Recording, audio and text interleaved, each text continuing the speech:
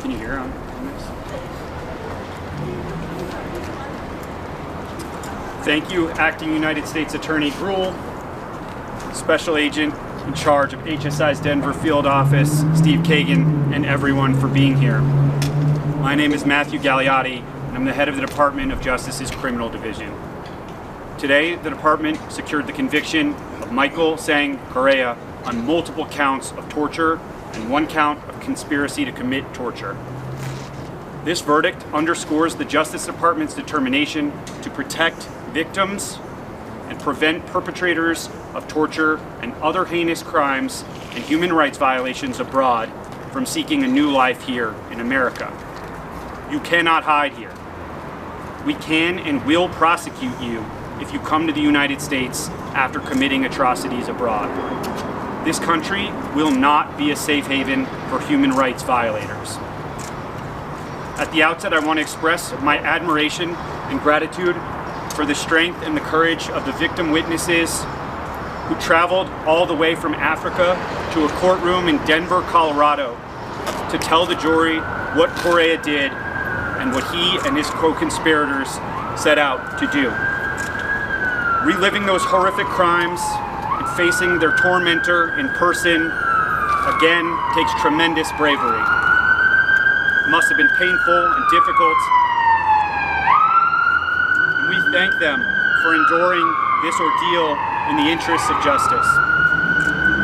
I also want to express my appreciation and commend the prosecutors from the Criminal Division's Human Rights and Special Prosecution Section, Assistant United States Attorneys from the District of Colorado, and agents from Homeland Security Investigations for relentlessly pursuing this case and ensuring that justice was done. The evidence presented at trial exposed the depravity of the torture Correa and his co-conspirators engaged in 2006, prior to Correa's arrival in the United States, where he sought to escape accountability for his crimes, hiding here in Colorado.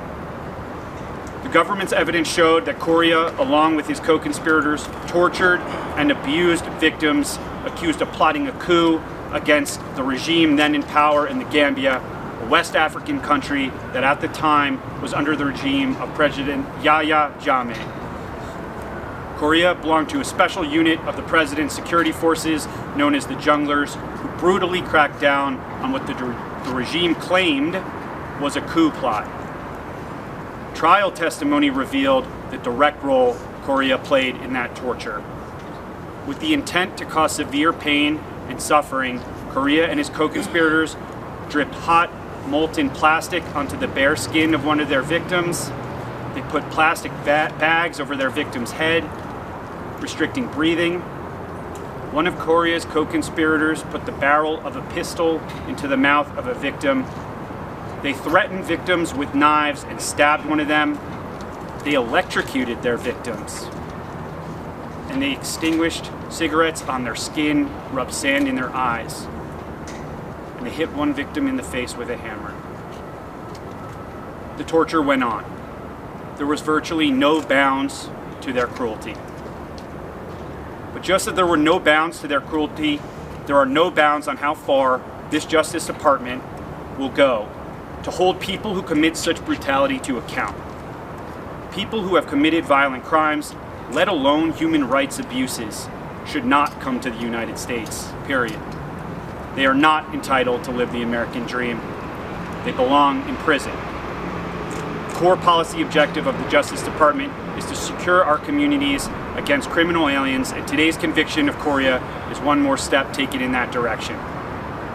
Wherever we have jurisdiction, the Justice Department will prosecute persons who have committed atrocities abroad under the federal criminal statutes prescribing torture, war crimes, genocide, and the recruitment and use of child soldiers, among other criminal charges.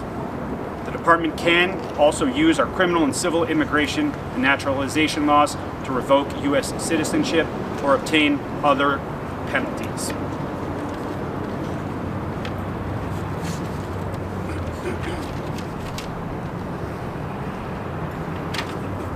My thanks go to the department's prosecutors, paralegals, historians, analysts, and others who have worked on the Correa case with impressive determination and skill. They did so while always putting the victims first, which is one of the department's core principles. Correa's conviction is the third time in which a defendant has been found guilty of torture in federal court, and it won't be the last. Today's verdict is a demonstration of our commitment to leave no stone unturned to prosecute human rights violations. Thank you.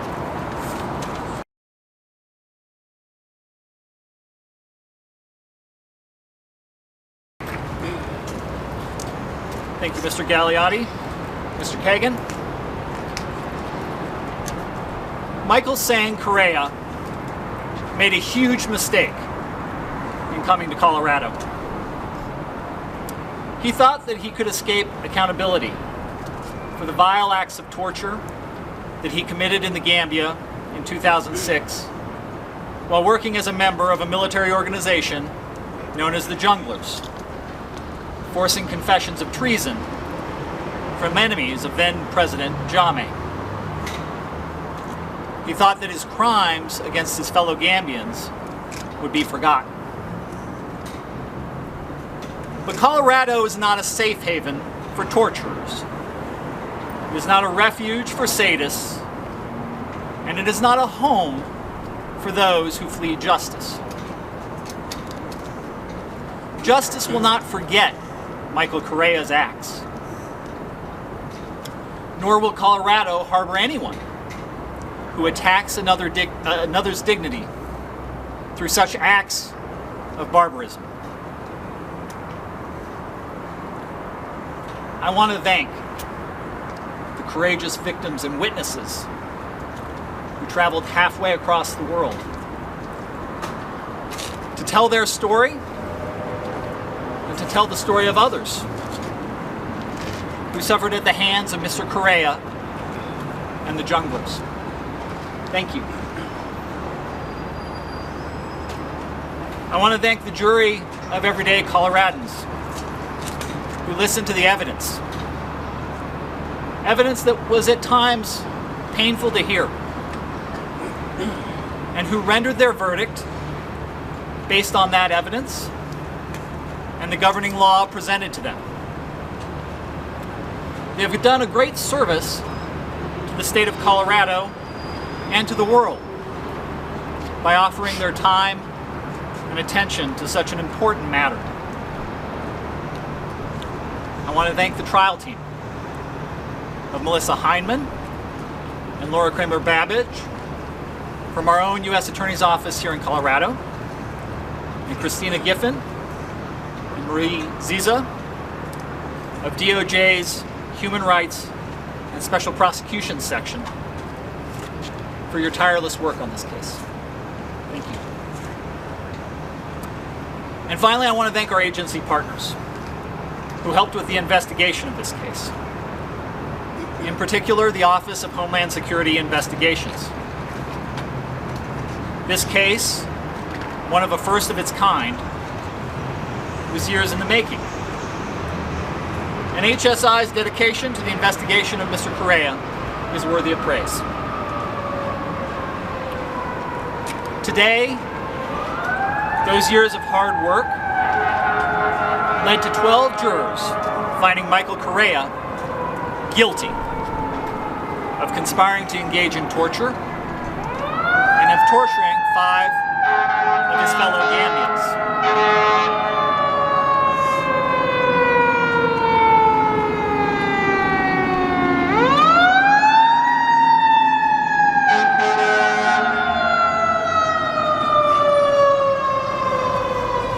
At the end of the day, that guilty verdict is a rebuke of the rule of the Junglers and a resounding affirmation of the rule of law for the people of the Gambia. Thank you.